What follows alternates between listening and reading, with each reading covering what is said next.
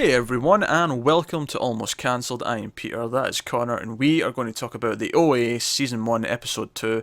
It's called New Colossus. Full spoilers for the episode as always. So let's get into it. This was obviously I was wondering into this, what the structure would be like, because obviously the last episode built up the entire time in present day, and we started this story at the end, and I was almost wondering, like, are we going to go, like, episodes and episodes just in, like, the past, telling our story? I thought it might as well just continue the Yeah. story and just keep going. Like, occasionally cut back to them sitting there, but otherwise, That would be it yeah, for like 4 or 5 episodes sort of thing. yeah. Yeah, I thought that as well. And it started that way. Like, the first, like, 15, 20 minutes was kind of like that, and I was like, oh, is Mm. this going to keep going? But then, and I was thinking, is this kind of unbelievable how much of this story she gets through in, like, one night? But then, sure enough, it does, like, wrap up. It's getting, like, hitting dawn, and they all leave and go Yeah. away, and we get No some. one comments on their open doors. No one comment, and presumably they're doing that the second night as well. You'd have to assume so. Yeah, which whatever. I do actually really like though that like they break for the day and they go about their lives. I like that during the day they're all trying to like fact check our story. They're on the Yeah, computer because and you would, wouldn't you? yeah, they're searching for this Russian guy. They're searching for this bus incident, and they're trying to find news about it. And they find something about the bus going in the water, but they can't like corroborate the company that his dad had, or whatever. Like Yeah. I appreciated that because I felt like, all right, yeah, you would do this. This makes But then they sense. even talk about how when he moved to America, he kind of wiped everything. Yeah, So it's like maybe it would be difficult to find these things. And so they're kind of, even though they're investigating, they're like, there's not enough to disprove or prove either way. yeah, and we got a good sense. We got a sense that maybe not all of these characters would have hung out at school, but they're kind of starting to because of this. Yeah. Buck, asked if she can sit with them, and they agree. And we also get an idea of her and Alfonso in the sense of what their characters are, who they are, where they're. But a bit more Alfonso. We see a bit more of his home life with his mother, who's very kind of reliant on him and like wants the best for him, but at the same time feels kind of annoyed that he's leaving home. Like, Yeah, because he's getting this scholarship. yeah, and it's going to take him to another state, and that. Yeah. So he won't be there to help because it seems like he's basically raising his younger brothers at the moment. Yeah. We see the scene with him having the breakfast with them and all that, and we see he's also got something of a drug problem. We don't know how serious it is, but we do see him take some in the morning, which would imply it's kind of serious. It does, but at the same time, he seems functioning enough that it's doesn't seem to be interfering with his life that much at the minute. Yeah, well, what will be interesting though, because he finds out he's getting a scholarship, and part of it is that he can't get into trouble with the police, or it'll instantly just get taken Yeah, away. So the deal is for him to keep doing this because the house they're going to technically was where Steve was dishing out some drugs. yeah, The deal is that they can't do that there anymore. If anyone finds them there, it's just a house, yeah. so that he's not getting out of trouble. And the question I'd have is over the next couple of episodes when he can't have his fix. Is that when we see him break down a little bit? We see Yeah, I problems. feel like there's a very good reason they've put that scene there and showed us. Otherwise, it would just be pointless. Because, like you say, there is no real impact of it in this episode. It also So it's, shows that everyone else will be like obviously not Steve because he's supplier, but that people around him might be surprised that he's doing this. Like, because he seems so, you know, he's moral student. yeah, he seems like a moral student, but he seems like he's getting good grades. He's getting a scholarship. He's obviously impressing people. He seems, Yeah, maybe that's even a bit of commentary on how much effort it takes to actually put the work in yeah. to He's do all he's that. he's clearly not the stereotype of a drug abuser. Yeah, yeah. Um, so we get that with him, and we also with Buck we get the sense that she wants a sex change because she's getting testosterone from Steve. Mm. That's what she's been getting, and so we get a sense of who they two are, whereas we didn't before. We got who Steve was, and we got who Betty the teacher is. We still don't know much about Jesse, who's Steve's friend, but I presume that'll come. We'll get that Yeah, I maybe. felt like that this has kept the slow pace of the first episode, and it's kind of just given us bits of each people as we go along. It's not in any rush. It goes again. It's that same thing like before. It's like, look, just trust us for now and just pretend, and we'll give you the we'll give it you when you need it. Yeah, it's. I think it's done a good job because obviously we talked about how both Steve and Betty had struggles in the first episode, and it seems like this is continuing. All five of them, I assume, will have struggles, and Yeah. we see drug issues, gender issues. Like something. Not that they're all necessarily problems in the sense of the goal, but they're all something that's weighing on them. It's all something that's a Yeah, big it's part of their lives. personal Yeah, conflict. yeah, and so they all have this kind of thing, and that's kind of where they are. And we don't get a whole lot of the OA. It's weird calling it that actually. Prairie. We don't get a lot of Prairie in the present day. We just get the one thing where our parents catch her coming back home and have a talk with her, and she kind of debates not being sent away for medical Yeah. survey, and the dad agrees that no, she can have an hour to go out at night if she wants to walk, if she wants to need an open space. They kind of, you know, not argue, Compromise. but they compromise on what they should do, Yeah. and which gives us this idea that all these story times can only be an hour long now, which sets up the idea of it as it's an ongoing thing. Like it can only be an hour, then they have to go home, which works. Yeah, or she just kind of ignores that hour and does what she wants to do anyway. Maybe eventually. I don't think she'll do that right away. I think. Maybe not straight away, I think but when she she gets into the meat of the story. Well, maybe, but I think she's realised that she has to play the game here. She can't just like she's learned that if she does anything that they can see as being reckless, destructive, or secretive, they'll immediately Yeah. just ship her off. So I think she realises that now. She has to play by their rules. Yeah, and it will make each part of the story feel more important because when she's telling it, she's got to choose very carefully what she says because she's only got an hour. It also just works in an episodic sense because we're coming back for these hour-long episodes. That the Give or characters take. themselves are also coming back for these hour-long Yeah, chunks yeah. of story. It puts us in a very weird, even playing field to them Yeah, it does. in an odd way. So that's pretty much most of the present day stuff. Let's get into the backstory, the meat of this, and we see her as a blind child, and her dad, because obviously of this attack on the bus, which we didn't even necessarily. I mean, we got the impression it might have been because she mentioned it was all these different rich kids, all these kids of the Yeah, important people. but it wasn't clearly stated. Yeah, but my cats are fighting in the other room. Can you hear that? Yes, we can. But yeah, so we see her as a kid, blind, and we see that her dad decides to move her out of the country and goes to America under a different name. She's, only to speak English. She goes to a special school for the blind. And I don't think she's under a different name yet, is she? Maybe a different surname. different surname. Well, she's pretending not to be Russian at the very least. Yeah, she's Yeah. still been called Diane, yeah, which I think was a Russian name, to be fair. Yeah. Yeah. Yeah. But I assume it's a different surname, though, because he keeps telling her on Well, the yeah, I phone. assume you have to so, but hide like, and- I'm sure that her first name was maybe the same. It probably was, but Yeah. she's hiding. Like he repeatedly says to her on the phone, "You're hiding right now. No one Yeah. can know you're really Russian. No one can know this." And also sets up the idea that she plays violin, and that was the music that we heard over the sort of the first flashback in episode 1 was actually the same song that she plays in the violin, and we hear it multiple times in this episode, and that was all good. If I have any complaints about this first chunk of flashback story, stuff that I didn't like as much, I thought the little girl's acting at a couple of points was a little bit weak. Yeah, that, and I thought the aunt character was a bit of a cliche.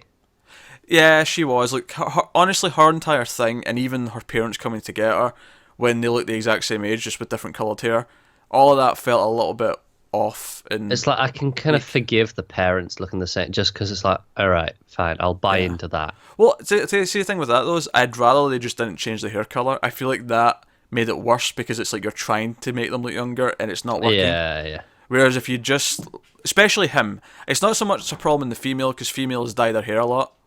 But with him, it kind of felt like, no, Could have been you, grey by that point. It Yeah. would have been fine. yeah, because there's even a line in the next sort of section where the photographer assumes that they're the grandparents, Yeah. so they acknowledge that they're older than what most parents are, and that's fine. But Yeah, and you tend to age slower visually when you're older anyway. yeah, of course, yeah, because I mean, if she's what, like she disappeared when she was 21, so she's 28. She was about 8 maybe when she got adopted, something like that. Yeah, 8, maybe 10. So it's been 20 years. Yeah, they'd look a bit different, but not. Not drastically, perhaps. Yeah, not at their age. Like me in Yeah. 20 years is much different to me now, but Yeah, yeah. But like when yeah, the older you get, the less difference there is in that. So, I feel like you're probably right. They probably shouldn't have made such an effort to cover it because it just made it more noticeable. yeah, yeah. It almost makes me wonder why they didn't just. I mean, I guess they're older for the majority of the show, but it's much easier to make a younger person look old than it is to do the opposite. Yeah. So you almost wonder why didn't you just cast someone who's It depends how much they're going to be in this past bit, I suppose. If, yeah. if, if, this is pretty much it, just little bits here and there, maybe it's just not worth it. Hell, I think this might be it. I think this might be the last time we see them in this time period. Yeah, unless we see, I don't know, because she's the one telling the story. I was going to say, unless we see some stuff from their perspective. True, but at least from so far, her story's been in complete order. It's been Yeah. chronological the entire time so Yeah, it far. has. So I have no reason to think she's going to start jumping Yeah. around. It would be more like if they try and talk to her about what they went through. Yeah, maybe I could see that happening. But that'd be about it. But yeah, so that was my one problem. Yeah, the whole like the aunt being like a pimp Yeah, and it's slash. not like it was almost like an evil stepmother trope, but not quite. Yeah, like because she has her sleeping in like this dank, like in the basement kind of thing, which is Yeah, and then cold. she essentially sells her. And she sells kids that presumably her prostitutes have accidentally had, Yeah, kind of thing. Yeah, it's a bit which sketchy. It feels a bit cliche. which does lead me to the question is like how did her parents end up coming to her for a kid? You know, like I'm sure it wouldn't take that much to explain, but presumably they're in Russia because when she goes to the house with all the other women are there, they all speak Russian, so it feels like it's Russia. Uh, Maybe. I don't know. Maybe she just surrounds herself with Russian people. Maybe, yeah. I just know in general, like in certain areas, like say you have certain immigrants and there's communities of them. Yeah, that's true. That's true. So it wouldn't be surprising to say like that. Oh, this is a Russian community that has kind of banded Yeah, together. that makes more sense because I was thinking that is a long way to go. Yeah. No, I'm more likely to think that. That's why I Yeah. assumed it was. No, that's fair. That's fair. That'd be one issue. I genuinely quite like all the other parts of the story in this episode. It was just that one young Yeah. age and I liked the bit in the phone with she's speaking to the dad about he can recognize who she is just from the couple of notes in the violin and that stuff. I like that. It was just the rest of the parents coming to get her. I wasn't so keen on. Bright side, that should be all done with now. Yeah, the rest of it I actually really liked. Her first leaving, going to the Statue of Liberty and waiting, and asking the security guard to read the message. Her playing the violin in the subway, hoping that he would just hear her, Yeah. And instead it's been Jason Isaacs, who I knew was in the show because I remembered his face from the trailer. Yeah, because obviously he's a big name that they kind of used as a Yeah. selling point. Yeah, so he comes sauntering up, and it's really funny to me that he is actually English, but he's American in this, which isn't a problem. But the fact that he points out that he's an American, something about that's just Yeah. really weird on a sort of meta level. I'm like, but you're not. Shut Yeah, up. I know. What are you doing? Shut up. It's a pretty decent accent though. Yeah, but the idea that he recognizes that she's went through a near-death experience from the passion in her music Yeah. is I'm fine with it. Fits this show. It fits what this show is doing with Yeah. feelings and talk. It's one of those things you should kind of accept. You can't think about it too much because otherwise it kind of ruins the premise of the show in general. It does, but it's actually a kind of a beautiful moment when he kind of hears it and he goes searching for it. Like Yeah. yeah, He even, just stops and cocks his head. and it is one of those things where it's unrealistic. Like even if you heard music that you really liked in the you wouldn't start ducking and diving and like, oh, where's that coming Yeah. from? But it works and he kind of sells it and they end up having this conversation. He takes her to like a sort of just like a bar or a restaurant type thing. Yeah. And he explains what he does and that he researches this. And when he's a doctor, and the first time he lost a patient, during surgery, he thought he heard something leave, and then heard it come back, and that was Yeah. kind of what started him down this path of training this. And she's the one who suggests, "Oh, take me with you. I want you to study me. I want this to be looked into." Yeah. And you completely get it. You buy why she, not maybe why she goes with them, because that does feel kind of sketchy. But I buy that She's so naive, isn't she? she's very naive. But at the same time, I buy her enthusiasm for like studying with him, because he's the first person who didn't just say, "Oh, you should be on medication." He actually says you should never have Yeah. been on medication. Well, for having vivid dreams, that's crazy. Like, Yeah. it's the first time she doesn't feel like she's been treated like a victim, or a special needs case kind of thing.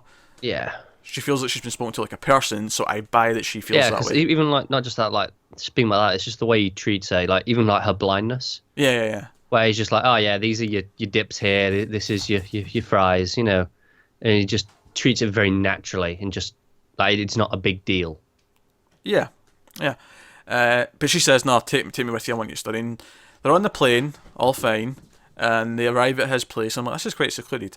If he's a creepy serial killer, who's Yeah, just and then I was like, and this is Jason Isaacs. He is known for some villainous roles. yeah, if he's a creepy serial killer, like, I don't know. And I knew from the trailer there was going to be some sort of like lab or experimentation, or some sort of Yeah, thing like we've got that. some flashes Yeah. here and there. And I'm like, okay, well, fair enough. Maybe it's entirely voluntary. Like, she went with them, and this is going to be a completely thing where she's here, and it's not going to be sinister.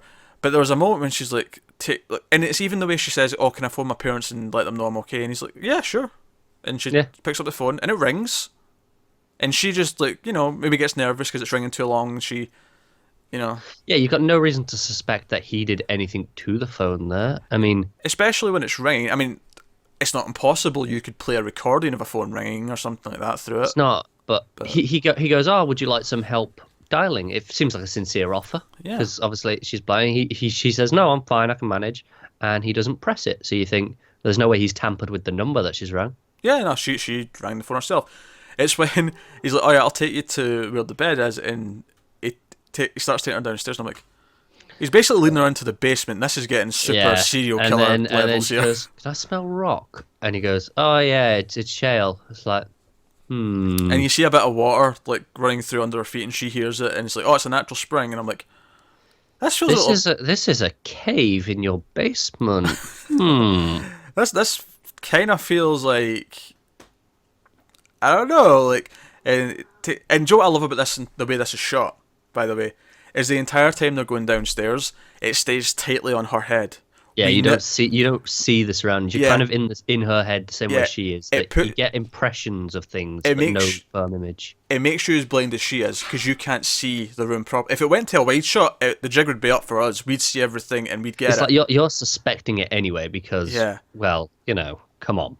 Yeah, But she is clearly just naive and just that. Oh yeah, sure, whatever. Yeah, he's a creepy middle-aged man, and it actually ties into a good line of dialogue from the first episode where her mum said that she was too confident at first, when she learned to do stuff as she was blind, and she ran into a wall and hurt herself. Yeah. This is kind of that, but on a grander scale. She's too confident, she's too trusting, and she's went into a captive situation, and everything's tight on her face. You don't get to see anything, and the whole time I'm like, I want to see the rest of the room because I know this is sketchy. But it goes on. This is the bed, and you kind of go, this is through a glass window now, because the camera doesn't follow in; it kind of stays outside. You're like, and then the sign where when it confirms this is sketchy is the sound of the lock, which again is genius. We don't see it, we hear it like she would, because she hears things, she doesn't see things. Or you hear it shut, and you go, how would he shut a door like that? It might just leave it open for her.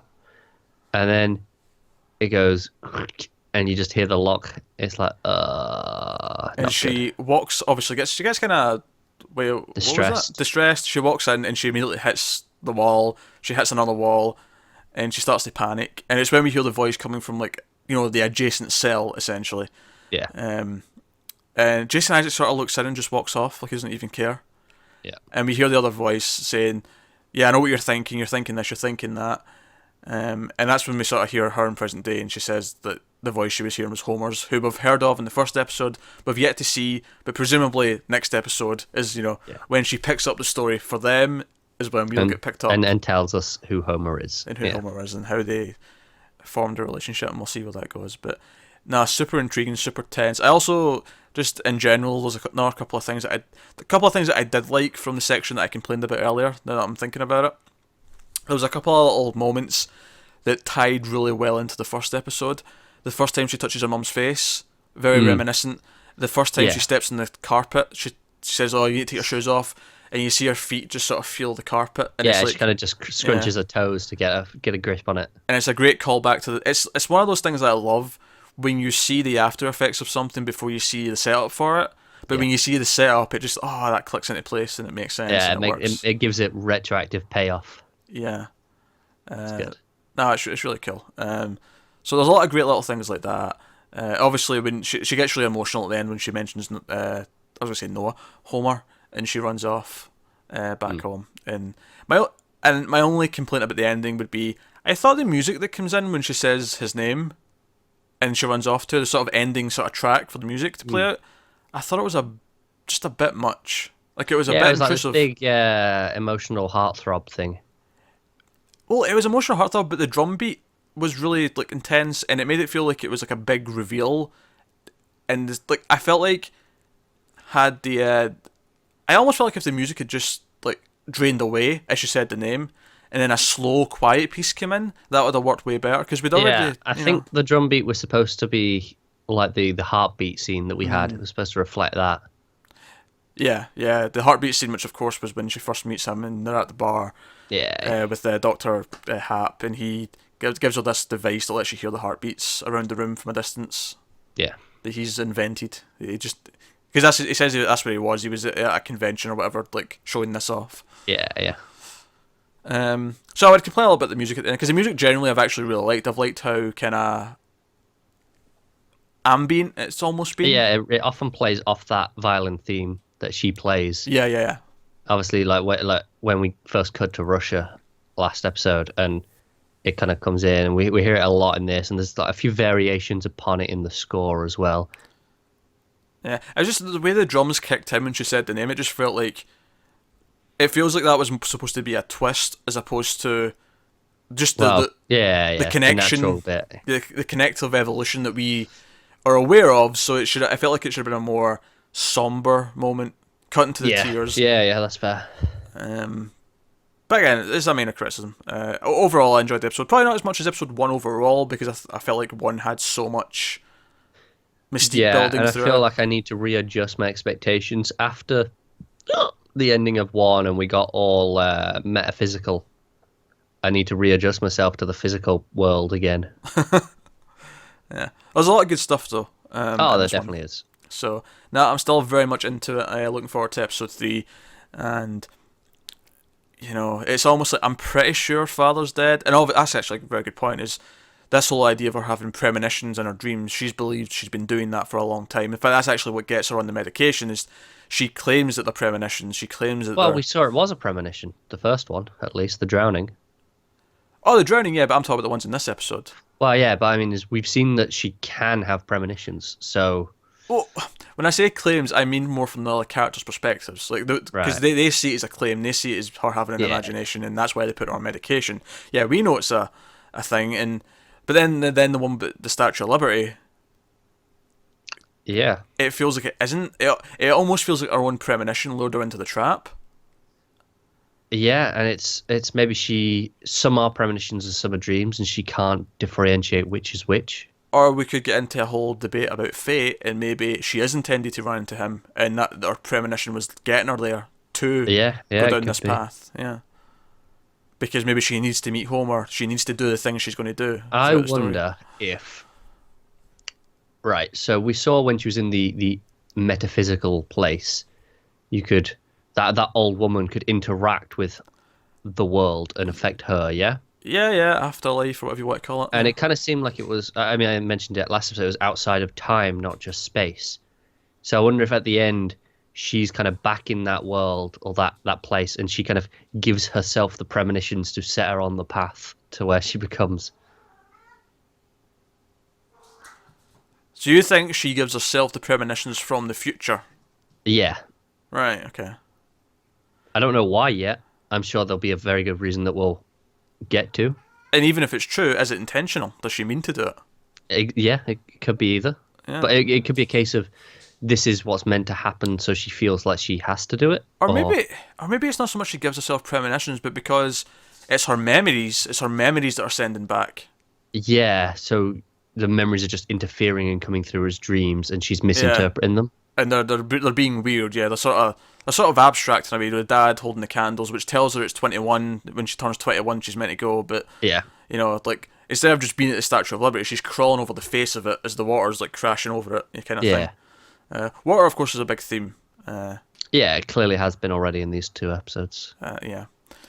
And the last show that we watched, which had water as a big theme, was phenomenal. So Yeah, watch Quarry, people, from Cinemax. Bloody good show.